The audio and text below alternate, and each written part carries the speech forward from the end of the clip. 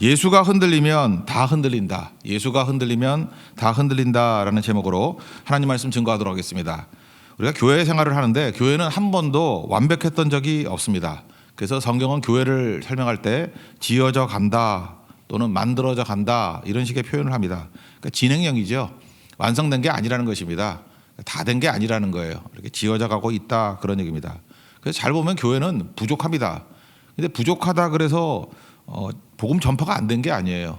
우리가 사도행전 5장을 살피지 않습니까? 아나니아 삽비라 사건 이게 부족함이잖아요. 불순종이잖아요. 그럼에도 불구하고 수습하고 난 다음에 또 복음이 전파됩니다.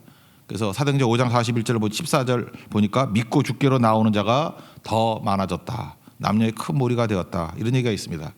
그러므로 교회는 부족하고 약해도 하나님께서 여전히 사용하고 계신다라는 거, 그걸 잊지 말아야 된다는 것입니다.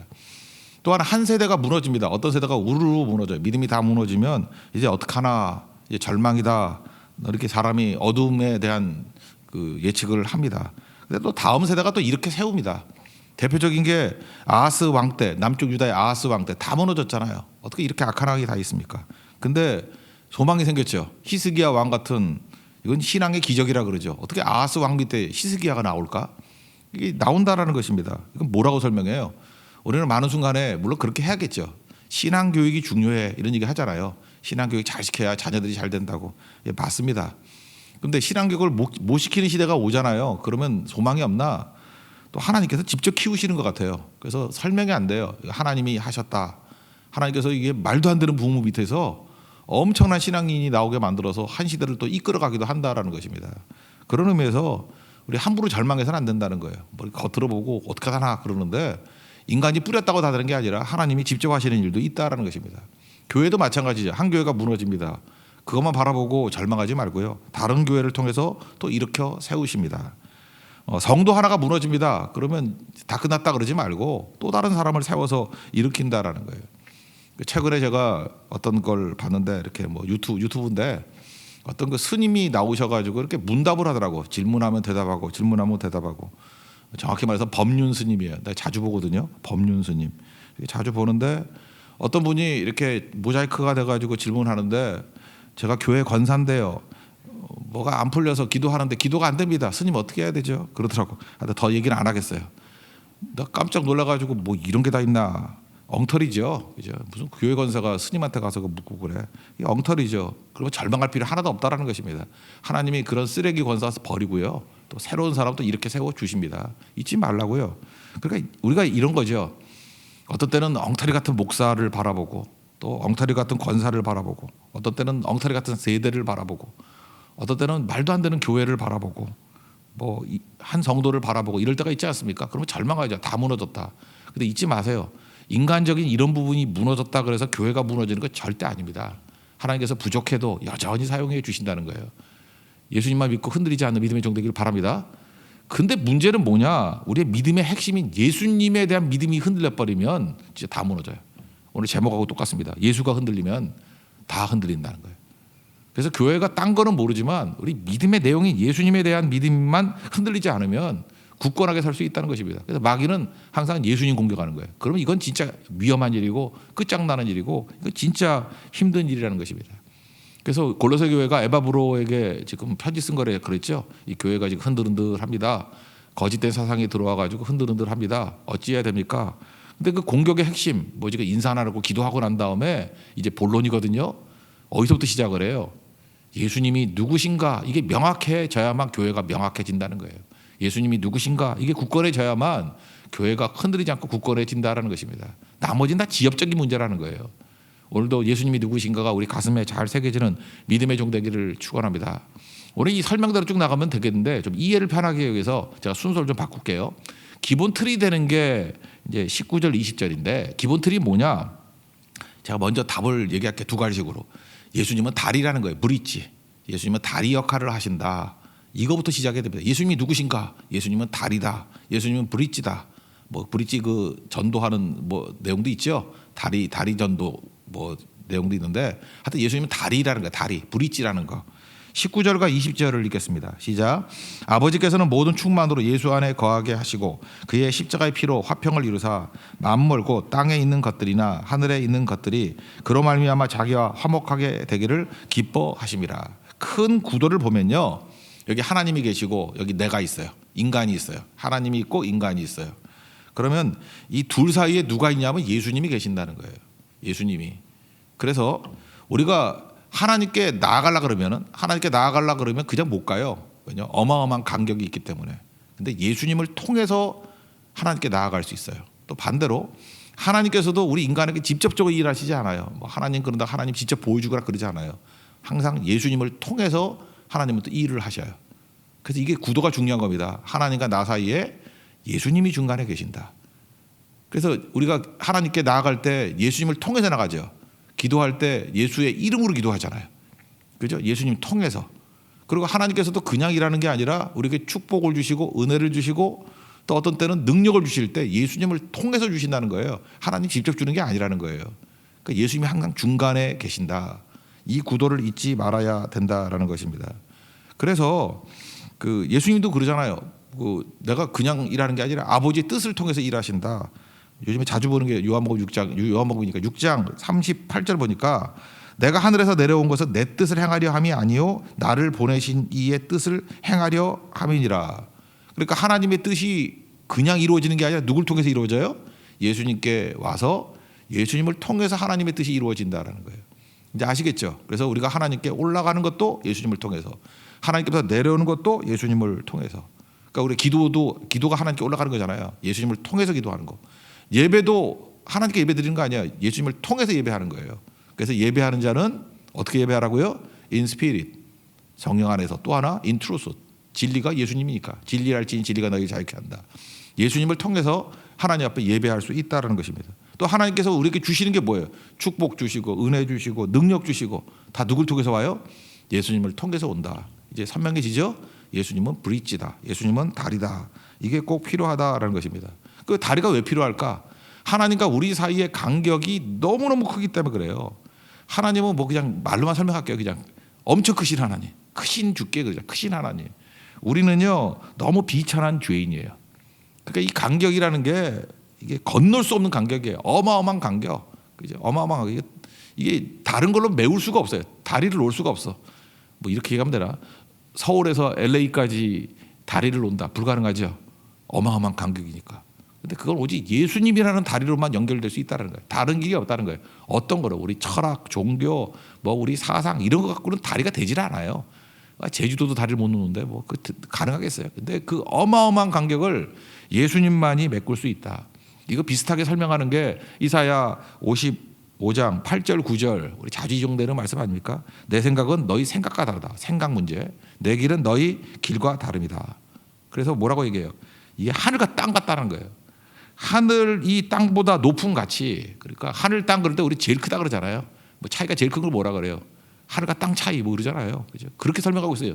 설명할 길이 없으니까. 어마어마한 간격이라는 거예요. 내 길이 그렇다는 거예요.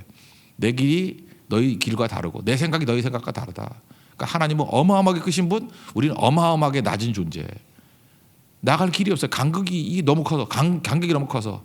근데 예수님이라는 다리를 통해서만 하나님께 갈 수 있고 하나님 축복도 올 수 있다. 그러니까 제일 좋은 말은 뭐냐? 다리의 다리, 브릿지. 예수님은 우리의 다리가 되어 주신다. 그래서 그 다음 내용 보면은 이게 간격이 얼마나 큰지를 멀리 떠나 있다 이렇게 표현되어 있고, 원수다. 원수의 심리적인 간격은 어마어마하죠. 원수 안 만나려고 그러잖아요. 그죠? 엄청난 간격. 또 하나 죽음은 단절이거든요. 그래서 다 끊어진 이 어마어마 죽음이라는 간격을 메꿀 수 있는 다리도 예수님. 원수라는 간격을 메꿀 수 있는 다리도 예수님. 멀리 떠나 있는 우리 간격을 메꿀 수 있는 것도 예수님.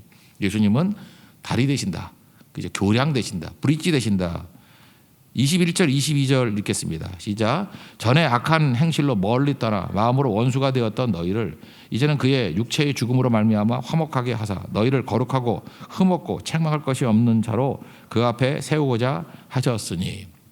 굳이 말한다 그러면 이 다리 이름을 뭐라고 설명할 수 있느냐? 중보 다리 또는 뭐 화목 다리 또는 뭐 구원 다리 이렇게 말할 수 있다라는 거예요. 여러분 요한복음 14장에 보면은 6절에 예수님께서 나는 길이요 진리요 생명이니 길이라 그랬잖아요. 이 길이라는 거를 그냥 다리로 설명하면 제일 좋을 것 같아요. 나는 다리다. 그래서 나로 말미암지 않고는 아버지께로 올 자가 없느니라. 나라는 다리 없이는 아버지께 올 수 있는 사람은 아무도 없다. 이렇게 설명하고 또 디모데전서 2장 5절 보니까 하나님은 한 분이시요 또 하나님과 사람 사이에 중보자도 한 분이시니 그 사람이신 그리스도 예수라. 예수님이 다리라는 거죠. 중보자 다리. 그리고 사도행전 4장 12절 암송 구절이죠. 다른 이로서는 구원을 받을 수 없나니 천하 사람 중에 구원을 받을 만한 다른 이름을 우리에게 주신 일이 없습니다. 구원이라고 말하는 게 뭐예요? 이게 우리에게 풀려준다는 거죠. 하나님의 능력으로 우리가 풀려나는 거, 자유를 얻는 거, 그 다리를 놓는 게 예수님밖에 없다. 뭐 도처에 나와 있는 얘기겠죠. 그래서 예수님이 우리의 다리 되어 주신다. 그래서 다리 대신 예수님을 통해서 하나님께 나아가고 다리 대신 예수님을 통해서 하나님의 능력과 은혜와 축복을 누릴 수 있는 우리 믿음의 종 되기를 축원합니다. 머리에 그려지시죠? 다리라는 개념을 가지고 기도할 때 선명한 그림을 가지고 하나님 앞에 나아갈 수 있고 하나님의 은혜를 받을 수 있다. 예수님은 다리 되어 주신다. 이게 첫 번째 내용이고요. 두 번째 예수님은 누구시냐 이렇게 묘사하는 게 뭐냐. 보이는 하나님이라는 거예요. 보이는 하나님. 하나님은 영이시기 때문에 우리 눈에 안 보입니다. 우리 피조물이 우리 하나님 볼 수 없어요. 그런데 알 수도 없어요. 근데 예수님을 통해서 보인다 그런 뜻이죠. 15절 읽겠습니다. 시작. 그는 보이지 아니하는 하나님의 형상이시요 모든 피조물보다 먼저 나신 이시니. 여기 보니까 보이지 아니하는 하나님의 형상이다. 그러니까 보이지 않은 하나님이라는 거죠. 하나님은 안 보이죠.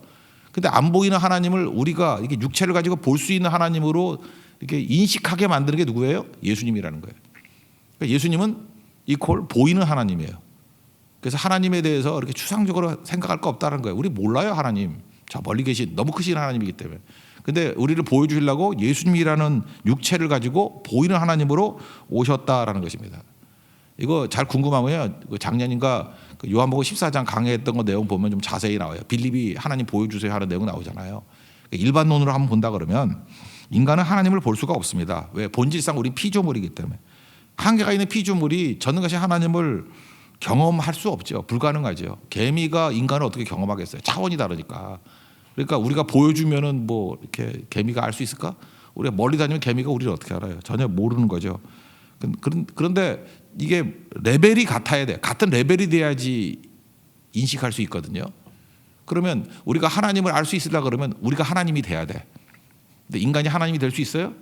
뭐 선악과 먹으면 된다고? 망하는 거지. 그게 속는 거지. 우리가 하나님이 돼야 하나님을 인식할 수 있어요. 같이 하나님이 돼야. 불가능하죠. 그런데 하나님이 인간이 되시면 같은 레벨이니까 인식이 되겠죠. 그래서 하나님이신 예수님이 인간이 되신 거예요. 그리고 죄인이 되신 거. 그래서 같은 레벨이 되기 때문에 하나님을 인식할 수 있다라는 것입니다. 이게 그 일반적인 개념이에요. 근데 그 전능하신 하나님은요, 있는 상태로 보면 우리가 죽어요. 그래서 모세가 하나님 보여주세요 그랬더니 너 죽을라 그래. 나를 보고 살 자가 없느니라. 그 33장 20절 출애굽기 나오잖아. 나를 볼 자는 죽느니라. 그래서 뭐 이렇게 싹 지나갈 때 뒷모습만 보여줬다. 진짜 뒷모습이겠어요. 일부분 하나님의 흔적같이 보여줬다 그런 뜻이겠죠. 그죠? 그러니까 하나님 태양 생각하세요. 태양을 보려면 볼 수 있지. 보려면 봐요. 그 다음부터 그러면 맹인 될 걸. 눈 다 타버리잖아요. 그죠? 하나님을 그렇게 보는 거예요. 이렇게 간접적으로 보든지 뭐 이렇게 셀로판지 같이 보고 보든지. 태양은 있다는 걸 알지만 직접 못 봐요. 그런 거와 똑같은 거다. 뭐 이런 정도로 이해했으면 좋겠습니다. 그래서 하나님을 인식하려고 그러면은 예수님을 통해서만 인식할 수 있다 그런 얘기예요. 그래서 빌립이 묻잖아요. 요한복음 14장 9절에서 아버지 보여주세요. 그랬더니 너 나보고 왜 아버지 보여달라 그러냐? 나를 본 자는 아버지를 보았거늘 어찌하여 아버지를 보이라 하느냐? 이 뜻을 알겠어요? 하나님 볼 수 있다는 착각들이 있지 여러분 속에서도. 그건 우상은 보여요. 내가 하나님이라고 부르는 우상은 보여. 근데 하나님 아니잖아 그거. 진짜 하나님은 보면 죽어요. 그래서 볼 수 있는 하나님으로 하나님께서 우리에게 오신 게 예수님이라고. 그래서 예수님을 통해서 하나님의 생각이 뭔지, 하나님의 뜻이 뭔지, 하나님의 성품, 사랑이 뭔지, 슬픔이 뭔지, 예수님의 마음이 뭔지, 그 하나님을 통해 예수님 통해서 하나님의 마음을 다 알 수 있다라는 것입니다. 그래서 그 인식하는 얘기를 존재를 인식하는 거를 성경은 너무 깊이 들어가는 아침에 세 가지로 이해할 수 있어요. 이게 안다, 본다, 믿는다 이렇게 표현해요. 그러니까 예수님을 알아서 예수님이 안다 그 표현하죠. 안다. 안다라는 거는 미국의 바이든 대통령을 안다. 저 알죠? 이름만 아는 거지. 내가 만난 적이 있나? 그거 아니고 부부끼리 안다.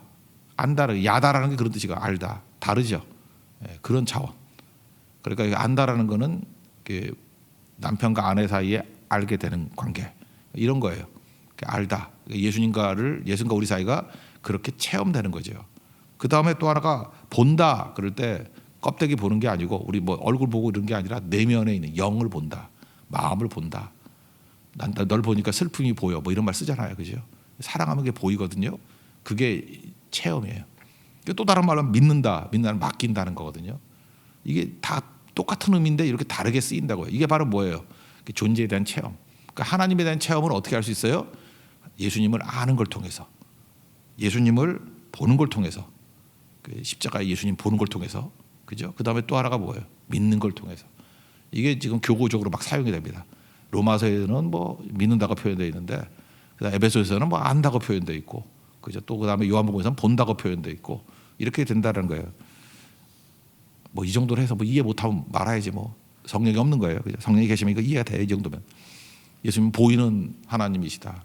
그리고 또 하나 요한복음의 표현에 보면 예수님은 말씀이시거든요. 그래서 말씀으로 우리에게 오신다는 거예요. 제일 큰 체험은 뭐예요? 말씀 대신 예수님이 내 안에서 역사하시는 거죠.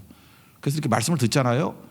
그러면 예수님 말씀이니까 요한복음 1장에 말씀이라 그랬잖아요. 말씀이 우리 속에 쑥 들어와가지고 우리 인생을 뒤집어놔요. 참 묘해요. 인간의 말 들을 땐 변화가 안 일어나는데 말씀이 들어오면은 영혼이 뒤흔들립니다. 막 뒤흔들리고 송두리째 바뀌어요. 사람 바꾸는 거는요 말씀밖에 없어요. 말씀이 쑥 들어오면 바뀌어요 무조건. 이게 뭐라 그래? 거듭남이라 그러잖아요. 거듭남, 그죠? Born from above, 위로부터 났다고. 다시 났다라는 얘기도 있지만 위로부터 났다고. 예수님이 내 안에 들어오시는 거예요. 그러면 송두리째 변화가 됩니다. 그걸 진동이라는 표현을 쓰잖아요. 막 진동한다는 표현이 바로 그런 거예요, 그죠? 이렇게 겉으로 나타나는 현상을 표시하는 거지만 실질은 내면적인 얘기라는 것입니다. 히브리서 4장 12절 나오잖아요. 하나님 말씀이 어떤 힘이 있는지. 살았고 활력이 있어. 좌우의 어떤 날선 검보다도 예리하다. 그래서 뭐 쭉 나오죠. 혼과 영과 관절과 골수를 찔러 쪼개기까지 하고 마음의 생각과 뜻을 판단하고 막 다 뒤집어 엎고 막 난리가 벌어진다고. 왜요?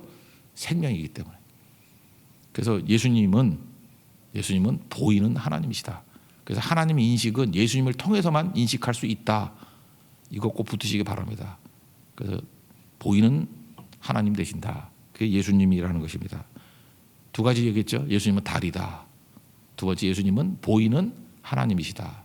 그리고 세 번째는 구약과 신약의 핵심이 뭐냐 이거죠. 구약은 뭐냐? 창조예요. 신약은 구원이에요. 그러니까 예수님은 완성이시니까 창조자 되시고 구원자 되신다. 예수님에 대한 마지막 묘사예요. 그죠? 이게 되게 중요한 거거든요. 예수님은 창조와 구원의 완성이에요. 그러니까 창조자 되신다, 구원자 되어 주신다. 구원은 다시 설명해도 얘기하죠. 구원이 뭐라 그랬어요? 구원은 해방, 자유 주는 거, 묶였다가 풀리는 거. 요한복음 8장 32절 보니까 진리를 알지. 진리가 예수님이니까 예수님을 알면은 우리에게 자유를 주신대, 자유롭게 해주신대요. 그러니까 그게 구원이에요, 구원. 근데 우리가 묶여 있는 것 중에 최고의 원수가 뭐예요? 묶인 것 중에 뭐 감옥에 묶이는 거, 뭐 사슬로 묶이는 거 이런 건 별거 아니죠. 뭐 내가 이런 거 우리가 가서도 풀어줄 수 있어요. 최고에 묶여 있는 건 죽음 아니에요, 죽음, 사망 권세. 그래서 구원의 완성이 뭐냐? 구원하고 동의어가 뭐냐 하면은 최고의 것을 얘기하잖아요. 부활이에요, 부활. 부활은 사망 권세를 깨버리는 거거든. 그래서 구원의 완성은 부활이에요. 그래서 사도들이 외친 게 뭐예요? 구원이다라는 말을 쓰지만 구원의 완성인 표현으로 예수님 부활하셨다예요. 부활의 주님.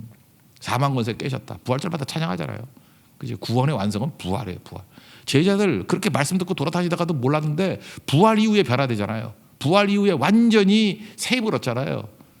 부활의 영이 성령이거든요. 그 성령은 우리를 자유케 하신다고. 성경이 얘기가 그겁니다. 그래서 구약에는 무슨 관점이에요? 구약을 믿는다는 건 뭐냐? 창조를 믿는다는 거예요. 창조를 믿는다. 신약을 믿는다는 게 뭐예요? 구원을 믿는다. 근데 그 모든 완성이 예수님 안에 있다라는 것입니다. 그래서 예수님께서는 창조자 되신다, 구원자 되신다. 구원자의 핵심은 부활하신 주님이다. 아침에 머리가 터질 것 같죠? 너무 많은 내용인데. 예. 16절부터 18절까지 읽겠습니다. 시작. 만물이 그에게서 창조되되 하늘과 땅에서 보이는 것들과 보이지 않는 것들과 혹은 왕권들이나 주권들이나 통치자들이나 권세들이나 만물이 다 그로 말미암고 그를 위하여 창조되었고 또한 그가 만물보다 먼저 계시고 만물이 그 안에 함께 서느니라. 그는 몸인 교회의 머리시라. 그는 근본이시요 죽은 자들 가운데서 먼저 나신 이시니 이는 친히 만물의 으뜸이 되려 하심이라. 이런 말씀이 나옵니다. 예수님이 그러신 분이라는 거예요. 로마서를 보면요, 사도 바울은 이제 되게 논리적이지 않습니까? 그래서 아브라함의 믿음을 쭉 설명하면서 예수님이 신구약에 완성되시는 분이야라는 것을 이렇게 묘사하고 있어요. 그가 믿은 바 하나님은 어떤 하나님을 믿었어요? 첫째, 죽은 자를 살리시며, 이게 부활이죠. 신약의 구원의 하나님을 믿었고, 또 하나가 뭐예요? 없는 것을 있는 것처럼 부르시는 일, 창조의 하나님을 믿었다고. 그래서 신구약 하나님, 특별히 그 예수님에 대한 종합판이 뭐냐 하면 그가 믿는 예수님은 이거죠. 그가 믿는 하나님이신 예수님은 죽은 자를 살리시고 없는 것을 있는 것 같이 부르시는 이다. 요거 하나 외우면 돼요. 예수님은 창조자여 구원자 되신다. 이 순서로 보면 구원자여 창조자 되어 주신다. 구원의 완성은 부활이라니까요. 그러니까 예수님 붙들면은 이런 모든 일들이 이루어지게 된다는 것입니다. 다시 한번 정리해 봅시다. 예수님이 누구냐? 그러면 바울식으로 설명한다 그러면 제가 설명 순서를 좀 바꿨어요. 이의 논리 순서로 예수님은 달이 되신다. 하나님께로부터 오는 것, 가는 것, 그 중보다리, 화목다리, 예수님은 달이 되어 주신다. 브릿지 1번. 두 번째, 예수님은 보이는 하나님이다. 그래서 하나님에 대한 인식은 예수님을 통해서만 인식할 수 있는 거지 나머지는 다 우상이에요. 상상일 뿐이지 하나님을 알 수 있는 길이 없어요. 예수님 통해서만 하나님 알 수 있어요. 보이는 하나님이기 때문에. 그리고 예수님 완성되시는 분이 어떤 분이냐? 창조자 되시고 구원자 되신다. 이게 사도 바울이 골로새에서 보여주고 있는 예수님이 누구신가 하는 세 가지. 달이 되신다, 보이는 하나님이다, 창조와 구원자 되시는 완성이신 분이시다. 그래서 이런 예수님을 믿으면 흔들리지 않겠죠?